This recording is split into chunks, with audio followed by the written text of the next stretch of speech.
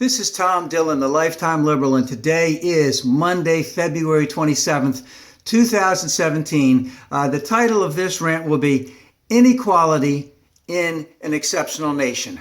Now, we've known a lot of this for a long time, but it's important to bring out these types of things as we look at what's going on in the political world right now. So what we've known now and for a lot of years is that out of the 30 most industrial countries in the world, the United States rates 29th out of 30 in terms of income inequality.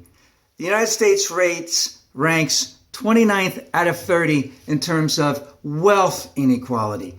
The United States ranks 28th out of 30 in terms of the poverty rate.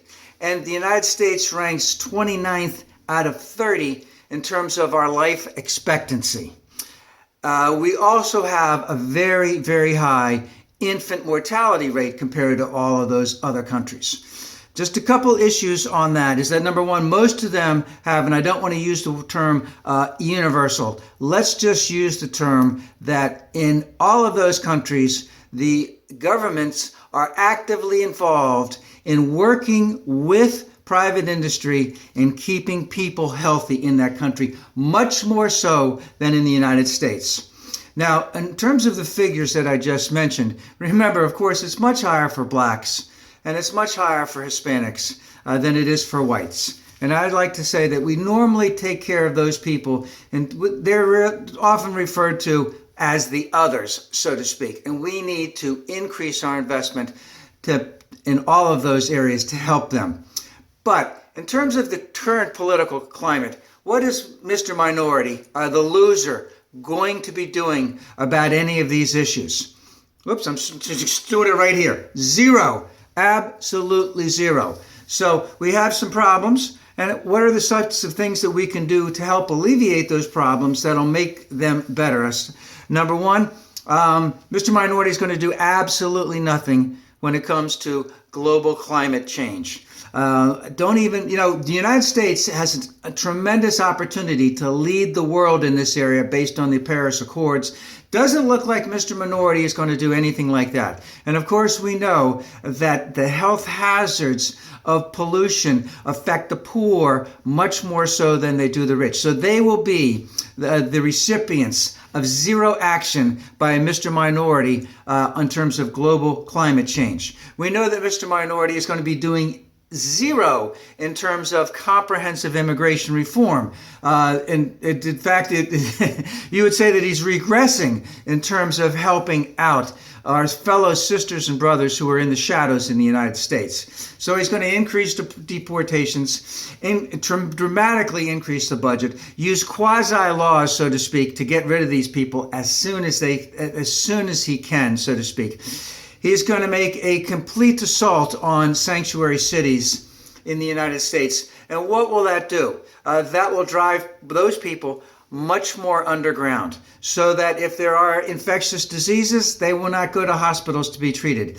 If there is, let's just say, mafia type of things going on, or let's just say physical and sexual abuse in a household. In fact, that happened just the other day. Someone was going for a restraining order against her husband. She was not a full citizen here. And supposedly the husband tipped off them. And while she was in court trying to get a restraining order for physical abuse from her husband, I snabbed her. So yeah, that's really going to help out. So we also know that Mr. Minority will not do anything in terms of increasing the minimum wage, which could help out in a lot of areas. And it's vitally necessary that it's pegged to inflation and it goes up much more so than it is right now. We know that there is absolutely no way that the loser of the popular vote is going to do anything to tax the rich. And remember, not only did he lose the popular vote, but taxing the rich is popular across all spectrums in terms of Republicans, Democrats, and independents. In fact, his tax policies will favor his ilk more than any other group of people. We know that he will do absolutely zero in terms of gun safety laws. Now, I bring this one up in particular because when we talk about the Muslim ban, which has been going on, and the fact that maybe this week he'll come out with another one, is if we take a look at the number of deaths that were committed in the United States from those people, from those 7 countries who he is looking to ban. I believe that it was 0 in terms of people from those countries who came here to the United States and committed terrorist acts. I believe that that is 0. And then we compare that to children's death, let's say, by accidental shooting in the United States. And what is Mr. Minority, the big loser, going to do on that? Absolutely nothing. Again, a broad spectrum. Republicans, Democrats, and independents want an increase in gun safety laws. So yes, we are an exceptional country, but there's a tremendous amount that we can improve on. We also know that both Hillary and Bernie, would be attacking these issues, these 5 issues, quite a bit in their administration, and we have much to improve on, and not only on these issues, but many, many more. The loser has decided that he and his administration, with the do-nothing Congress, will do nothing to help the poor, women, and people of color. So that we are an exceptional nation, but there is a great divide that this president and Congress do not want to help in any way, shape, or form.